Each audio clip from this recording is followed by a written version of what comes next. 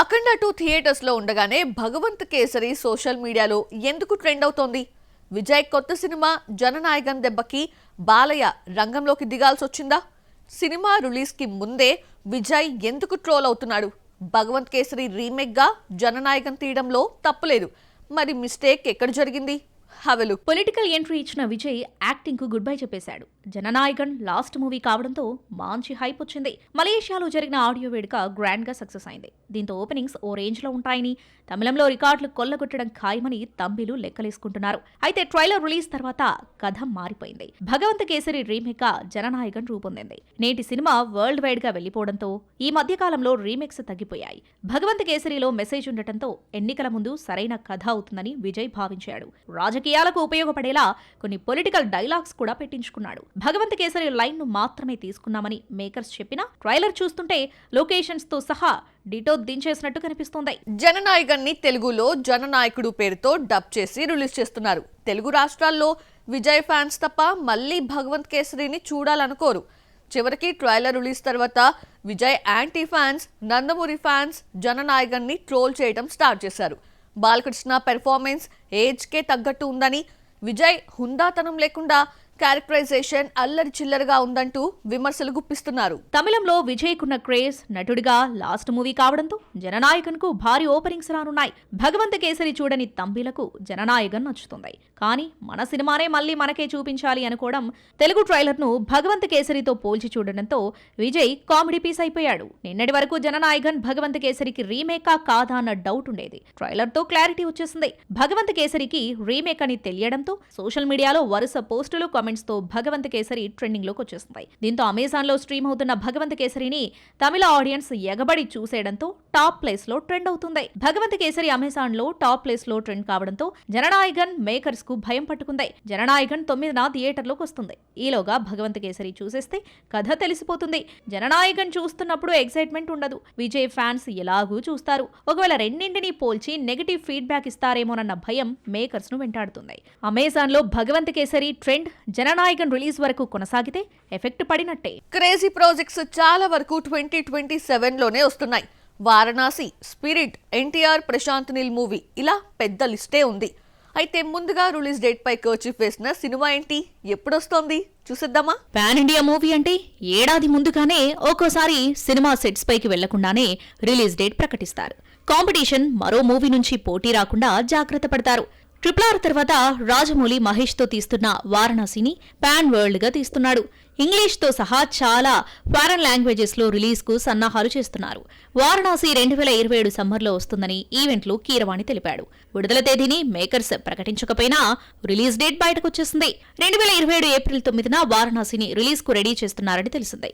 Cinema Ramayanam back drop తో రూపొందడంతో Sri Rama Navami కలిసొచ్చేలా release చేయాలి అనుకుంటున్నారు.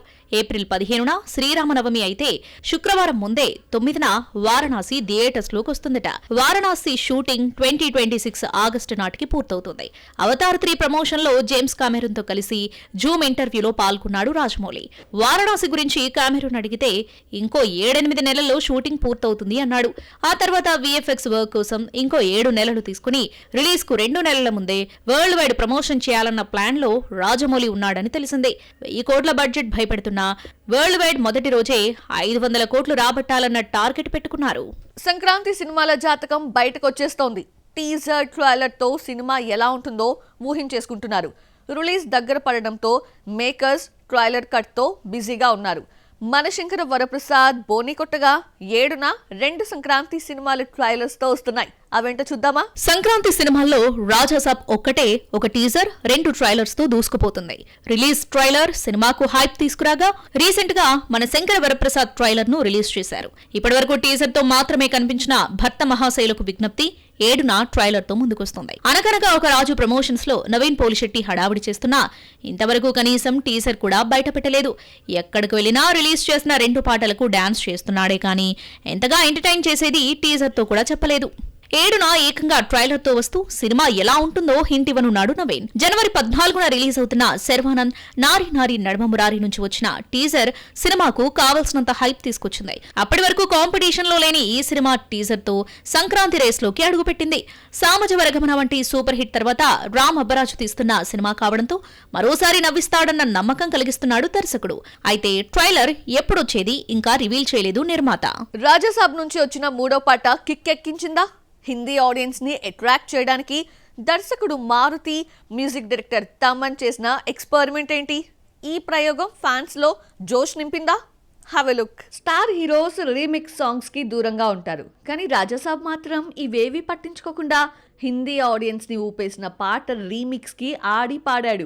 మిథున్ చక్రవర్తి నటించిన డిస్కో డాన్సర్ ఆడియో ఎప్పటికీ ఎవగురినే. బప్పీ లహరి మ్యూజిక్ అందించగా ఉషా ఊతప్ పాడిన ఈ పాట చిన్న పెద్ద అని తేడా లేకుండా అందరినీ ఉర్రూతలూగించింది. కోయి యహా క్లబ్ సాంగ్ గా వస్తే రాజాసాబ్ లో డార్లింగ్ ముగ్గురు ముద్దుగుమ్మలతో కలిసి చిందులేశాడు. రిద్ది కుమార్, మాలవిక, నిధి అగర్వాల్ ఒకరిని మించి మరొకరు స్కిన్ షోతో రెచ్చిపోయారు. హీరోయిన్స్ ముగ్గురుతో డార్లింగ్ ఆడి పాడే సాంగ్ ఓ రేంజ్ లో ఉంటుందని ముందు నుంచి చెప్తున్న మేకర్స్ రీమిక్స్ సాంగ్ తో షాక్ ఇచ్చారు. భాగ్యశ్రీ బోర్సే గ్లామర్ హీరోయిన్ మాత్రమే కాదు, ఈ మధ్యకాలంలో పెర్ఫార్మెన్స్ తో కూడా ఇంప్రెస్ చేసింది. అంతా బాగానే ఉన్నా ఈ అమ్మడికి లక్కే లేదనిపిస్తోంది. వరుసగా 4 ఫ్లాప్ల తర్వాత వస్తున్న సినిమాతో అయినా దారిలో పడుతుందా? ఐరన్ లెగ్ ముద్రని చెరిపేసుకుంటుందా? Have a look. Mister Bachchan flop అయిన హీరోయిన్ భాగ్యశ్రీ బోర్సే హిట్ అయింది. ఈ గ్లామర్ కి టాలీవుడ్ ఫిదా అయిపోయి వరుసగా 4 ఛాన్సులు ఇచ్చింది. అయితే ఆ సినిమాలన్నీ ఫ్లాపే అయ్యాయి. భాగ్యశ్రీ ఎన్నో ఆశలు పెట్టుకున్న రెండో సినిమా కింగ్డమ్ నిరాశపరచడమే కాదు, ఇంపార్టెన్స్ లేని రోల్లో కనిపించి డిసప్పాయింట్ చేసింది. దుల్కర్ సల్మాన్తో నటించిన కాంత కమర్షియల్ గా ఫ్లాప్ అయినా ఫస్ట్ టైం పెర్ఫార్మెన్స్ తో మెప్పించింది భాగ్యశ్రీ. దుల్కర్తో పోటీ పడి మరీ నటించి ఆకట్టుకుంది. మిస్టర్ బచ్చన్, కింగ్డమ్, కాంత ఇలా హ్యాట్రిక్ ఫ్లాప్ భాగ్యశ్రీ బోర్సేను బాగా డిస్టర్బ్ చేసింది. రామ్తో నటించిన ఆంధ్ర కింగ్ తాలూకాపై ఎన్నో ఆశలు పెట్టుకుంటే ఇది రక్షించలేదు. 4 ఫ్లాప్ల తర్వాత కొత్త ఆఫర్స్ రాకపోయినా చేతిలో ఉన్న లెనిన్ నే నమ్ముకుంది భాగ్యశ్రీ. భాగ్యశ్రీపై ఐరన్ లెగ్ ముద్ర గట్టిగా పడింది. దీని నుంచి బయటకు రావాలంటే Lenin movie release date May 1 వరకు వెయిట్ చేయాల్సిందే. ఏజెంట్ ఫ్లాప్ తర్వాత అఖిల్ 2 ఏళ్లు వెయిట్ చేసి నటిస్తున్న ఈ సినిమాలో రగ్ లుక్ లో కనిపిస్తున్నాడు. భాగ్యశ్రీ అనుకోకుండా హీరోయిన్ అయింది. రిలీజ్ చేసిన టీజర్లో శ్రీలీల కనిపించింది. సినిమా నుంచి తప్పుకుందా లేదంటే తప్పించారో గానీ ఆ ఛాన్స్ భాగ్యశ్రీ అందుకుంది. కిరణ్ అబ్బవరంతో వినరో భాగ్యము విష్ణు కథ తీసిన మురళీ కిషోర్ ఈ మూవీని డైరెక్ట్ చేస్తున్నాడు. సితారా ఎంటర్టైన్మెంట్, అన్నపూర్ణ స్టూడియోస్ కలిసి నిర్మిస్తున్న ఈ సినిమాకి తమన్ మ్యూజిక్ ఇస్తున్నాడు. ఫస్ట్ లిరికల్ సాంగ్ ని అనంత్ శ్రీరామ్ రాయ్గా, బృందా కొరియోగ్రఫీ అందించారు. అఖండ 2 రిలీజ్ అయి నెల తిరగకుండా ఓటీటీలోకి వచ్చేస్తోంది. బాలకృష్ణ, బోయపాటి కాంబోలో వచ్చిన 4వ సినిమా థియేటర్స్ లో ఎదురు దెబ్బే తగిలినా ఓటీటీలో లక్ పరీక్షించుకుంటోంది. డిసెంబర్ 5న రావాల్సిన ఈ సీక్వెల్ 12న థియేటర్స్ లోకి వచ్చింది. ఈ నెల 9న నెట్ఫ్లిక్స్ లో స్ట్రీమింగ్ అవుతోంది. అఖండ సీక్వెల్ గా రూపొందిన అఖండ 2 భారీ హోప్స్ తో రిలీజ్ అయ్యింది. క్రిస్మస్ వరకు వసూళ్లు సాధించినా ఆ తర్వాత తగ్గిపోయాయి. సినిమాను 95 కోట్లకు అమ్మితే 75 కోట్లు రాబట్టింది. థియేట్రికల్ రన్ దాదాపు పూర్తి కాగా 9న నెట్ఫ్లిక్స్ లో స్ట్రీమింగ్ అవుతోంది. అఖండ కంటే అఖండ 2 ఎక్కువ వసూళ్లు రాబట్టినా భారీ బడ్జెట్ బిజినెస్ కారణంగా నష్టాలు చూడాల్సి వచ్చింది.